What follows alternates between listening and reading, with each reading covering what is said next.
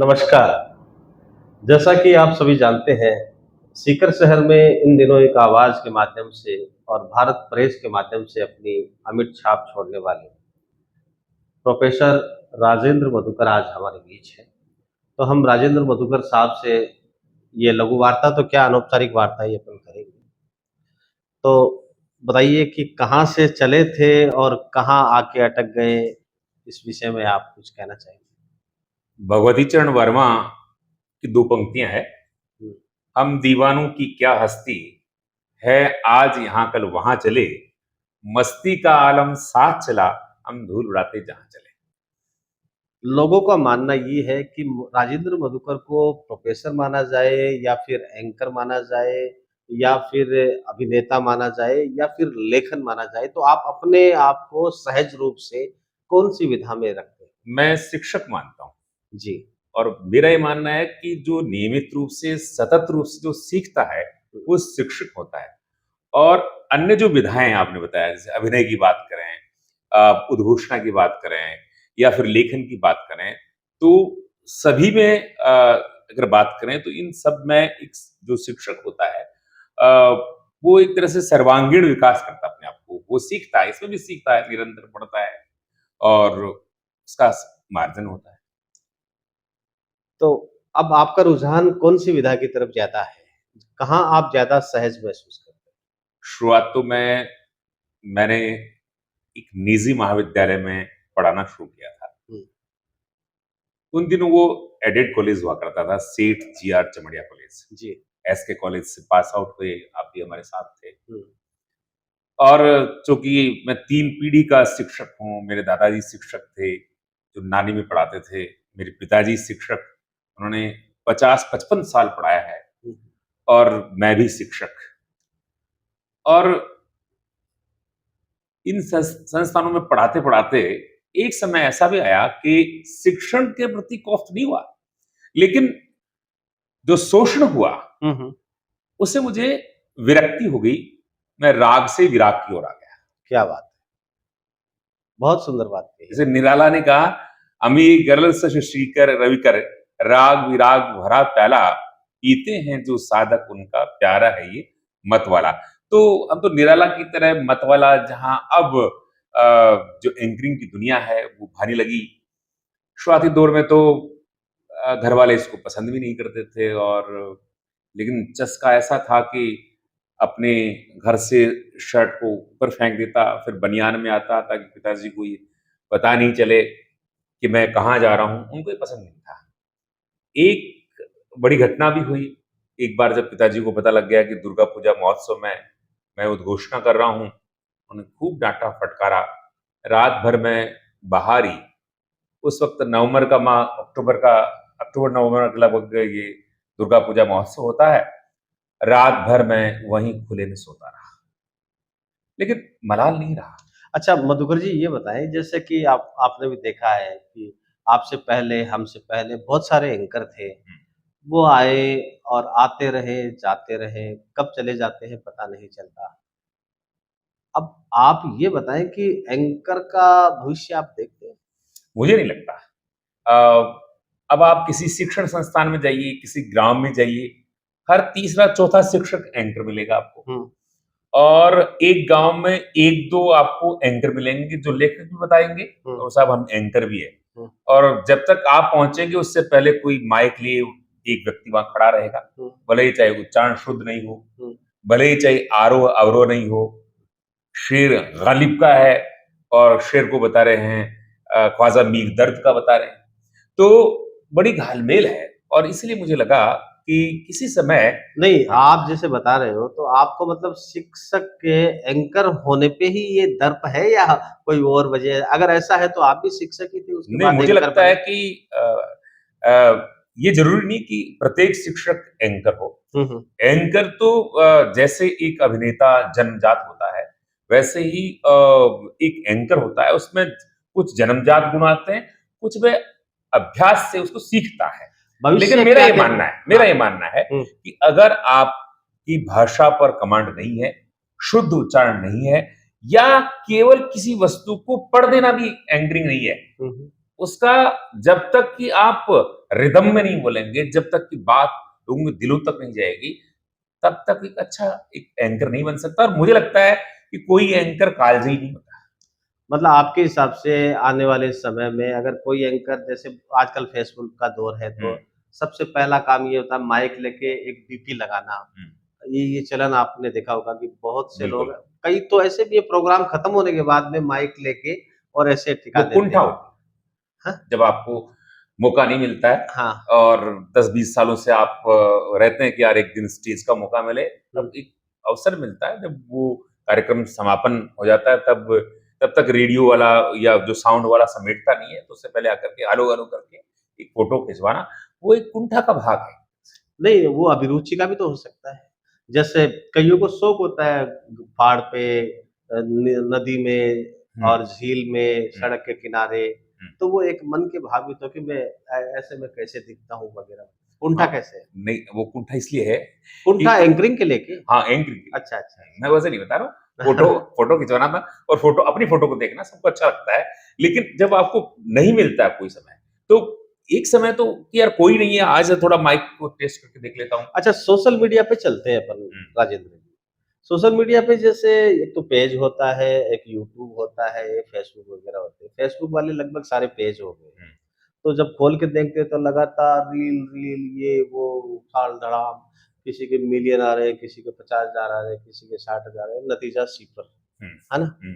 और लोग इस दौड़ में लगे कि यार नहीं मेरे को तो कुछ साबित करके दिखाना अपने आप को, मुझे ये क्या लगता है? है कि यार ये शोहरत वाला कीड़ा घुस गया है कहीं न कहीं। हुँ, अगर आपके पास स्किल नहीं है, हुँ, वायरल हो गई और आपने समझ लिया कि आप तो हुँ, दक्ष हैं। हुँ, मुझे लगता है जैसे संगीत बिना अभ्यास के कोई संगीत सीखता है हुँ, और शुरुआती दौर में गाँव, गली, मोहल्ले में लोग उसकी बड़ाई कर देते हैं, वो समझता है कि मैं तो बहुत बड़ा सिंगर बन गया। लेकिन जब उन्हें पता लगता है कि जब वो प्रतिस्पर्धा में जाता है, हुँ। तो उसे पता लगता है कि वो बहुत पीछे छूट गया है और उसने समय को बर्बाद कर दिया। अच्छा मधुकर जी अब अंतिम चरणों में सवाल ये है कि कितना दर्द देता है ये सोशल मीडिया पे होना? सोशल मीडिया नशा बन चुका है हुँ, और इसमें शोहरत का नशा एक और जुड़ गया है। हुँ, हुँ, सोशल मीडिया नशा है, हुँ, शोहरत का भी नशा हो गया है। हुँ, और जैसे ही आप टीवी को पहले कभी इडियट बॉक्स कहा करते थे, हुँ, हुँ, तो आप समझिएगा बहुत से लोग दुखी हैं इस बात के लिए, क्योंकि वो समझते हैं कि सब कुछ हर आदमी पूछता है मुझसे, "सर ये यूट्यूब से पैसा कितना मिलता है? हुँ, फेसबुक से कैसा मिलता है? पैसा कैसा मिलता है?" केवल ये ग्लैमर की चमक-दमक को देख रहे हैं, भीतर का सत्य उनको पता नहीं। हुँ। जिस दिन पता लगेगा, उस दिन उनको भी विरक्ति हो जाएगी। तो अपन अपना उद्देश्य ये पॉडकास्ट का मतलब यही है कि जो भीतर का जो सच है, जो आपने महसूस हाँ। किया, जैसे कभी किसी दिन आपने लेकिन अ, मुझे लगता है कोई जैसे ब्लॉग नहीं कोई हाँ, एक बात और कहना चाहूँगा हुँ, कि जैसे आप निजी क्षेत्रों की बात करें यहाँ पर हुँ, अनप्रोफेशनल शिक्षक है, हुँ, यानी दक्ष शिक्षक नहीं है हुँ, कि आप कुछ नहीं कर सके तो फिर शिक्षक बन गए। घर हुँ, वालों ने कहा कुछ तो लाओ, फिर आपको संस्थान में जा रहे हैं, हिंदी पढ़ा रहे हैं, आप 2 मिनट हिंदी साहित्य 2 पंक्तियाँ नहीं बोल पा रहे हैं। तो हुँ, ये दुर्भाग्य इस देश का कि निजी संस्थानों में पढ़ाने वाले ऐसे शिक्षक हैं जिनको अगर वो रोजगार के लिए जाए तो 1500 रुपए मंथली निकले। हुँ, हुँ, ठीक है? तो मेरा ये मानना है अगर आप शिक्षक बन रहे हैं तो आपको खूब पढ़ना पड़ेगा। हुँ, अभिनेता आप हैं तो बहुत अच्छा अभिनय कीजिए, आप थिएटर जाइए, 5-7 साल थिएटर कीजिएगा। उसके हुँ, बाद इसमें आप आइए, अच्छा लगेगा। इसके अलावा अगर आप समझ रहे हैं कि मैं एक बहुत अच्छा डांसर हूँ, हुँ। तो कम से कम स्किल तो गुरु को तो बनाइए आप। किसी किसी अच्छे शिक्षक के सानिध्य में बैठकर अगर कोई आप कलाएँ सीखते हैं, तो ही इस पर आपको आना चाहिए, वरना आपका भविष्य अंधकार में है। नहीं जैसे इंस्टाग्राम पैसे नहीं देता हाँ, और बहुत से युवा साथी ऐसे हैं कि उनकी जैसे वो अगर एक विधा में चल रहे हैं तो उनकी रील चल रही है, लगातार चल रही है, हुँ, लोग मज़े भी ले रहे हैं। हुँ। वाह भाई बहुत अच्छा, तो ये बहुत वैसे ही अच्छा। चल रहा है जैसे हाँ, कभी हट जाता हूँ पाछन है, हाँ। खूब चला था, हुँ, आज सुनाई दे रहा है। हुँ, हुँ, अगर कोई वो उस वक़्त ये सोच रहे थे कि यार ये तो खूब चल गया है और राजस्थानी गाने उस वक़्त कोई सुनना पसंद नहीं कर रहे थे, बस एक ही गाना था, लेकिन क्या चला वो? आज राजस्थानी संगीत जीवित है तो इसलिए है क्योंकि वो मार्मिक है, उसमें बोल है, वो अच्छा हृदय को छूता है। सोशल मीडिया से एक अवसर तो मिला ना जो जनरेशन भटक रही थी, जो वो अच्छा है, गलियों में वो उसका है। हाँ, एक मठाधीश थे लोग कि अगर एफएम में आ रहा है तो एफएम में वो लोग आएँगे जो जिनके पास एफएम है, ये जो मालिक है या फिर वो हुँ, पदासीन हो गया हाँ, है या फिर रेडियो में वही आएंगे जो स्थापित लोग हैं, हाँ, या एक वंशवाद था, एक आभा मंडल आभा है। मंडल था, अब टूटा है। और ये मठाधीश के जो मठ टूट गए हैं, अब अभिव्यक्ति की स्वतंत्रता सबको मिल गई है। और आपकी स्किल, मैं फिर कह रहा हूं, स्किल पर जोड़ दे रहा हूं, स्किल है तो आपको इस पर आना चाहिए, और रातों रात आपको स्टार भी बना देता है अच्छा, यूट्यूब और फेसबुक। लोगों का आपके विषय में ये मानना है, मेरा भी मानना है कि आप जैसे ब्लॉग्स रिकॉर्ड करते हो, या फिर आपको एक प्रोफेशनल टाइप से एक निश्चित आपको मतलब साजो सामान लेके, और उसके बाद में बिना किसी त्रुटि के लगातार आपके ब्लॉग्स आएंगे तो ज्यादा बेहतर होगा। आपको कभी कभी ऐसा महसूस मुझे होता लगता है। और ये बहुत से हमारे जो हमारे फॉलोअर्स निरंतर कहते हैं कि आपके कंटेंट हमें बहुत अच्छे लगते हैं, लेकिन संसाधनों का अभाव है। आप एक अच्छा सा कैमरा खरीद लीजिए, आप एक अच्छा सा एडिटर लीजिए। शेखावाटी में मैंने प्रयास भी किया है, मैंने एक दो एडिटर को भी लिया था, लेकिन स्किल नहीं है उनमें। कैमरा मेन सबसे पहले पूछता है कि साहब हमको क्या देंगे। मैंने कहा भाई कम से कम परफेक्शन के साथ तो आओ। मैं इसका नाम नहीं लूंगा, एक फिल्म बनाने वाले किसी शख्स को मैंने बुलाया था। अच्छी बात है। वो इंटरव्यू को शूट नहीं कर सके, वो कैमरे को चला नहीं सके भैया। तो मुझे लगता है कि शेखावाटी में इससे लग रहा है, मैं अभी बात कर रहा था कि स्किल का अभाव है।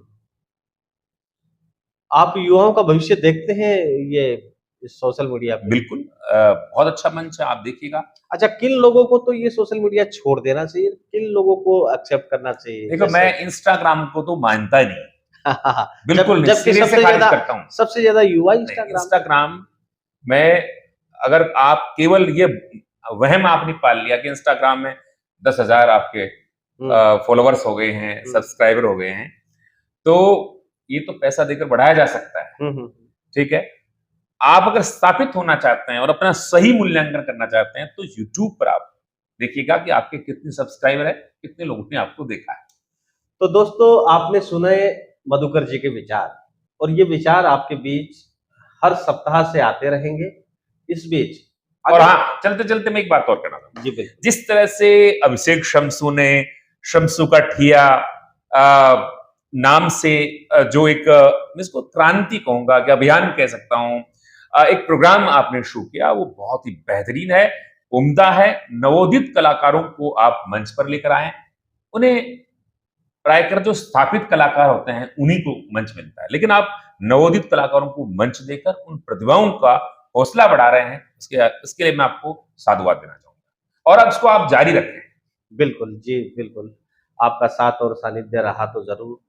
तो दोस्तों, मैं कह रहा था कि राजेंद्र मधुकर हैं, मेरे दोस्त हैं। हम श्री कल्याण महाविद्यालय में साथ ही हम लोगों ने 5 साल गुजारे हैं, और वो ख्वाबों के दिन, वो ख्यालों के दिन, वो किताबों की रातें, वो जवाबों के दिन, और समय के साथ ये एक अलग धारा में चले गए, हम अलग धारा में रहे। लेकिन वो जो नदियां हैं लास्ट में आके समंदर में मिलती हैं।